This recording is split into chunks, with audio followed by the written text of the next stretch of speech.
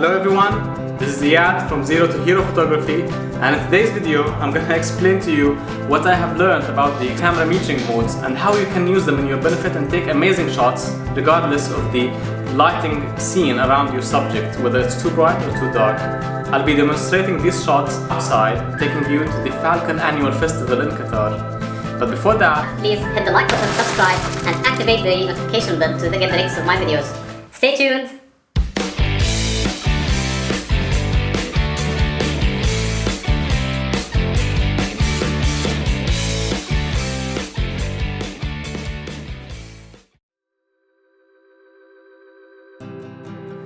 let me ask you a question. Have you ever wondered why your photo that you've taken looks slightly darker or maybe brighter than it should be? Well, I have learned that there are two things that affect the end result of your photo: the exposure meter and the camera metering modes. These two things apparently are essential to measure the exposure of the shot that you're taking.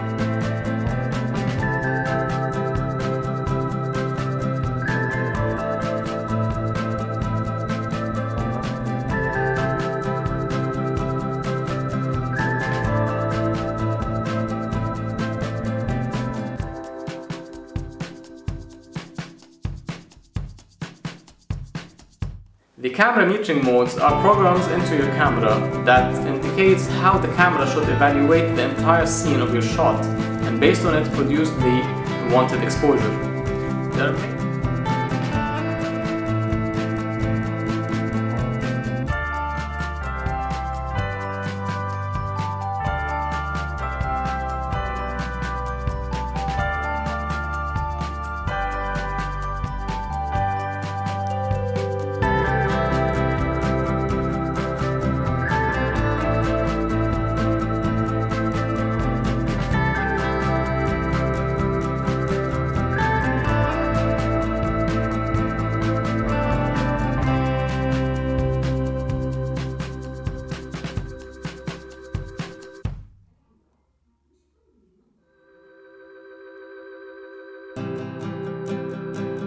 There are mainly three types of, and they are named differently based on the type of camera.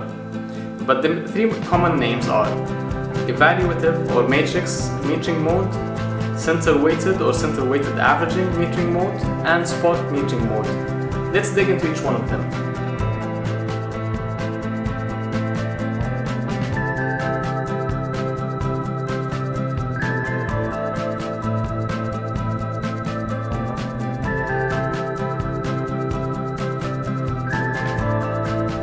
The first one is the evaluative or matrix metering mode. In this one, the camera divides the entire frame of your shot into small blocks and measures the exposure in each block and gives you the average exposure between all of these blocks. But it prioritizes the focus point in your shot, so it gives you an evenly lit or exposed image in relation to the focus point. This is very good when you want to take a shot of an evenly lit scene and you want the photo to be evenly exposed across the entire frame. Let's demonstrate outside. To demonstrate the camera metering modes, I came across this exhibition in the festival that has nice drawings of falcons and sculptures. Can you believe that some of these sculptures are worth $7,000? I'm gonna take a few shots of them using the different modes. I'm gonna choose one subject and demonstrate the three different modes on each subject that I take to show you the difference between the photos. Let's take a look.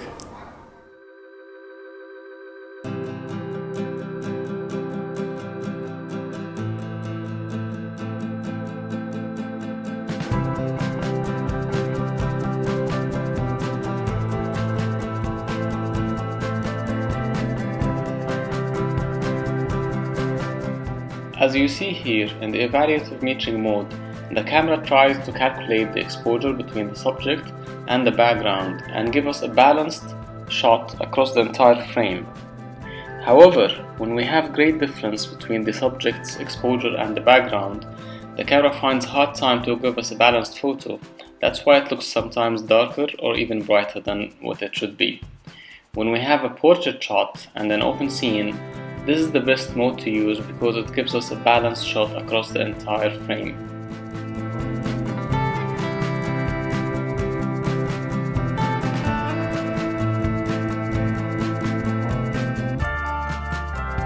The second one is the center-weighted or center-weighted averaging metering mode. In this mode, the camera calculates the exposure in the center of the camera and ignores the corners. The size of the center depends on the camera, and in some cameras it can be customizable. However, the function is the same across the cameras. This is really good when you have your subject in the center of your frame and you want to focus on it and give it a balancedly exposed shot. And the sides will be slightly overexposed or underexposed because the camera will not calculate the exposure of them. Let's demonstrate outside.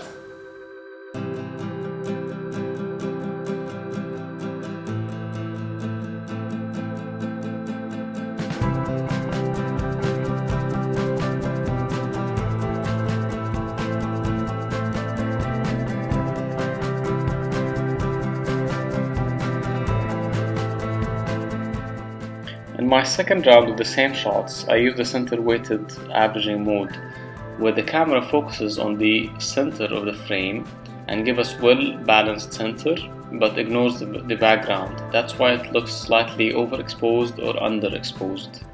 But when we have an open scene, the camera tries to calculate the exposure of the middle of the center of the frame and ignores the corners, but it covers a large area or portion of the center, as opposed to the spot metering mode, which will be discussed in the following example.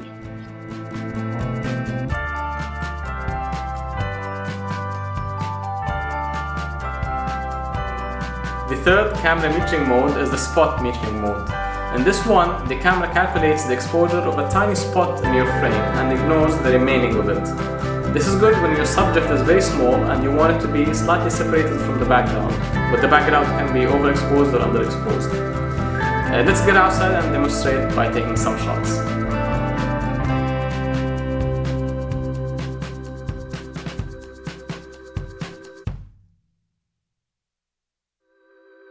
In my third round of the same shots, I used the spot metering mode, and you can see that the camera focused on a tiny spot of the frame and gave us its balance and ignored the remaining of the frame. That's why the background looks underexposed or overexposed, giving us some dreamy feeling for the shot like this one.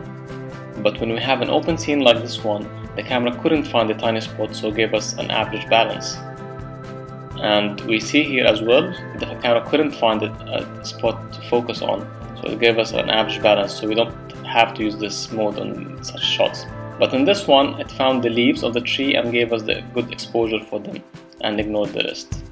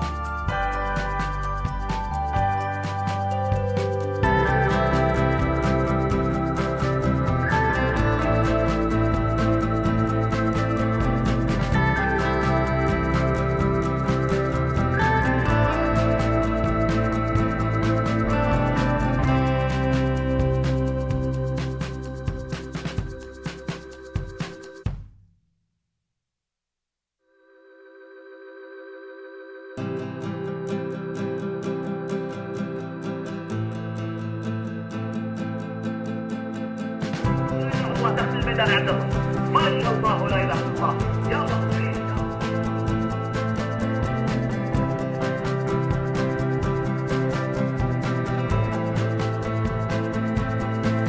I hope that you found my video beneficial and entertaining. Please go outside and practice some photo shooting using the exposure metering modes, the different ones we explained today, and the exposure meter. And please share the shots with me. Subscribe to my YouTube channel, like my video, and activate the notification bell button to see more of my videos and maybe of this little one. Please also follow me on Instagram at Eyad_Huday, and see you in future videos. Bye bye.